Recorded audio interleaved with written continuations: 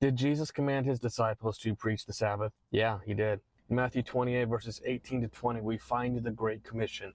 And one of the things that Jesus said is teaching them to observe all things whatsoever I have commanded you. Now, one of the things that we see Jesus command is to love God and love your neighbor. But guess where he was quoting from? He was quoting from Leviticus 19, verse 18, and Deuteronomy 6, verse 5.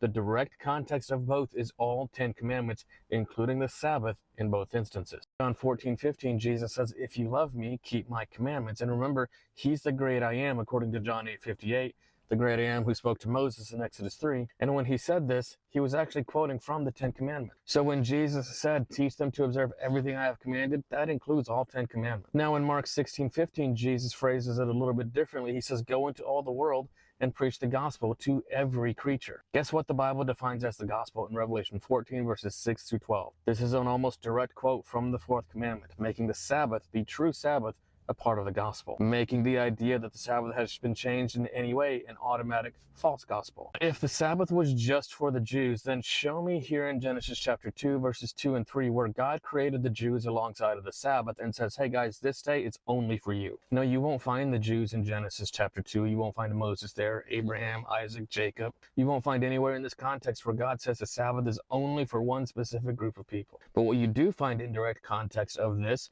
is how God created Adam and Eve. In Adam and Eve, hey, they were just human. Ethnicity, nationality, that didn't exist at this point. And yet the Sabbath was there. And the Sabbath being one of the 10 commandments, the 10 commandments were also there.